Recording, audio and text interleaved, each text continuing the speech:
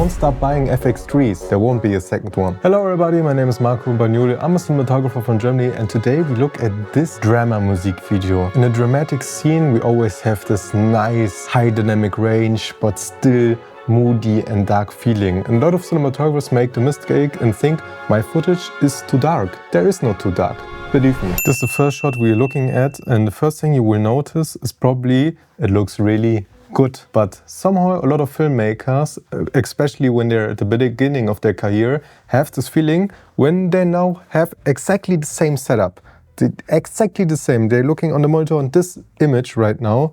They would think, this is maybe too dark. We should brighten it up. Stop doing that. When you have a problem at the beginning with the feeling of what is too dark, what is too bright, have a reference image from the movie or show you like and really look at it and analyze, okay, how dark is the image? Is my image exactly the same darkness?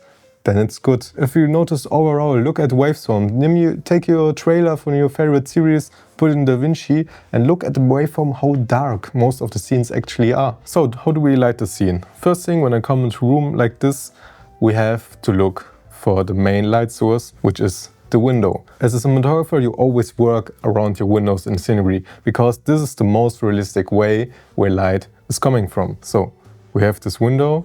Now we know our actor is sitting here, so he gets this nice key light from the window. But most of the time, your image feel now very flat when you just put this lighting here could be with no additional light at all. But there's probably on the outside another light that is blasting into the scene and giving her a nice key. This should be something powerful, 1203, 2400. This kinds of lights when you are working LED based, because to fight daylight it's very difficult. What you probably notice, most of the time your image is still flat and bright.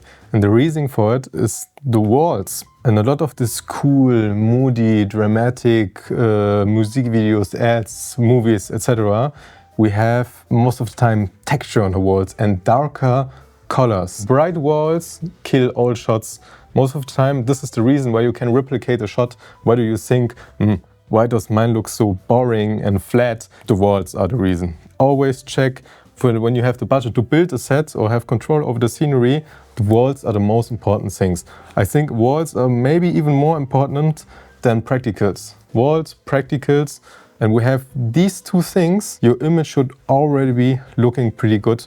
Deswegen always have an eye when you're location scouting for nice textured walls. Someone probably most of the time will look at this for your home and think, well, damn, that's ugly, this green walls with this pinkish curtains. But on camera it looks good because it's interesting. We won't always have to something interesting. So after you put your key light from outside, next thing is so that sometimes it could already be good, but most of the time you have black out the whole other wall. You need a big neck and put it on the opposite wall, so this light from here doesn't bounce back and gives you a nice fill. We're working here on closely to a silhouette. Here this side is very dark compared to this side, but it's just a nice touch that we can see and see the expression of her on camera and think that looks really good. Working with darker skin is most of the time, I think, a bit easier because brighter skin tends to clip very fast when you're working with harder light source, but I think on darker or black skin you really have a nicer roll-off. Also when you're working with colored lights, RGB, blue, red, I think it tends to look better on darker skin. So the next important thing here is the practical. As you can see, most of the time the practicals are on the lowest setting, just a tad warm color to bring another color and emotion to the scene. Sometimes you don't want it when you just have this cool nothing feel, but I think here it's just a little bit to get a little bit of extra touch. Here we're going for the close-up, and as you can see we're pretty half lit. Always think about what kind of emotion am I shooting right now. This is a drama, so we want dramatic light. We don't want to make the actor look beautiful, because she's not feeling beautiful, she's devastated, she's sad. So transport this feeling with the lighting. And when you're going for a close-up, You can soften it a little bit up, maybe light from outside. You bring a little diffusion frame into the room so you get a little bit better roll off, but not too much. Here maybe on this kind of scenario, a quarter must be enough. And then you can also bring your neck a bit closer to get even more contrast on her face. And that's already it. So the close-up is most of the time, you probably notice, a lot more easier to light than a wider shot. I think this shot is really interesting because now we are on the opposite side of the room, and as you can see, she is not lit at all, because where should the light be coming from? We only had the window on the side, and what they actually done with it, they told themselves, okay, to blast it straight into her face wouldn't be look as good. So they thought, maybe we just get a bit of texture here, that the wall has a little bit of interest. Always light your walls maybe first. So don't try to have boring walls. Try to get a little bit of light accent here and there to create more contrast. Because when this light was off too, the shot would feel overall pretty dark. A lot of people would maybe try to light her up or something, but in this kind of scenario where the mood is pretty dark and neutral, you don't go this extra step, because then it would more feel like a movie set. But this shot should be feel real with this kind of aperture, because you see we have a really large depth of field. Both of them are closely in focus, and overall your aperture doesn't always have to be of 1.2, 1.4. Sure, it's nice to work with it, but sometimes you want this really deep depth of field to show maybe two emotions at the same time.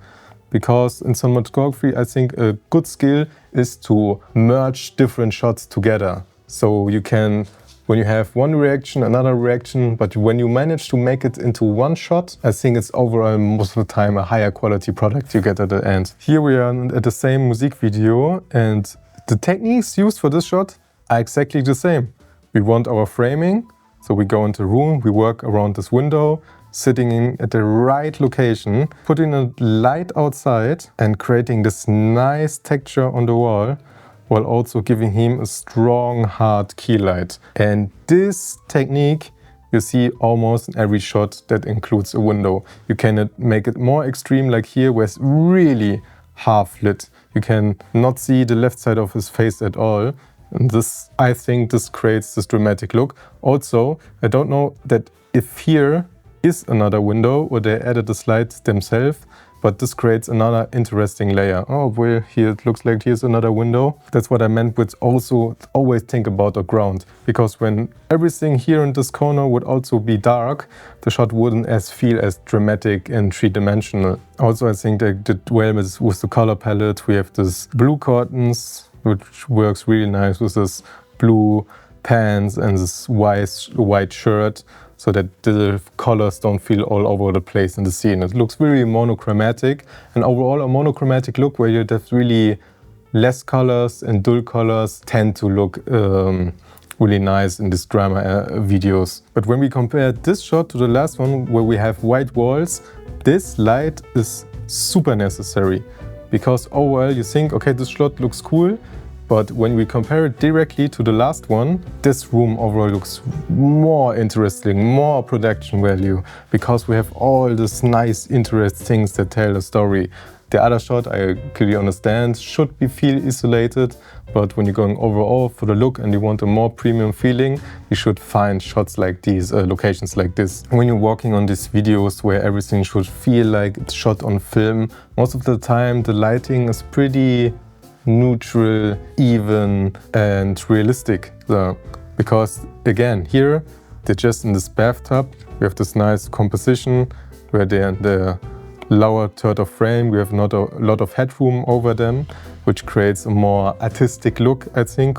Just when you think to put them in the middle, most of the time it can look cool when it's really symmetric, but if you add camera movement and should feel more natural, go for this more empty headspace like shots, because they look more artistic.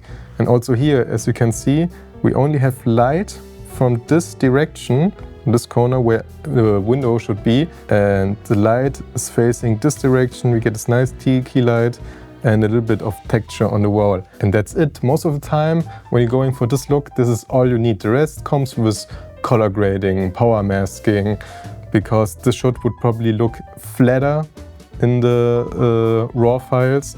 But then again, it's 2015, 2025, you can darker this, put a power mask around them, do a nice fade around this corner to get a nicer gradient, and that's in. So you can make shots that are light, pretty flat, still get a lot of pop and contrast out of it. Then we have here this highlight shot in this whole music video. And you always have to think about these highlight shots. You work around your highlight shots. You have your story, and in the entertainment business, sure, the story is important, but music videos that are purely based on stories doesn't perform as good as performance videos. So you're working with some visual interest that hook the people to keep the video interesting on the visual standpoint. And this is one like this. This shot is not AI, it's not VFX. Somehow they made a balloon with light in it. I don't know how they done it, but it's clearly on a line. But when you see it in motion, it flies really unnatural in the way that it's actually real, because you can touch it, it pans a little bit, and overall still the shot works. We only have this big sun-like light source that gives us a nice gradient. It works even better because we're on this dark background and this concrete floor, or maybe it's just a studio white floor, and round light source are really soft and give a more three-dimensional light than butterfly or something like that. Actually, it shouldn't be like that, but I always have the feeling a rounder source somehow gives a different kind of light aesthetics. It's schwer to describe. So if you enjoyed the video, I really would appreciate a subscription from you. My name is Marco Bagnoli. Here are daily uploads, and we see you next time.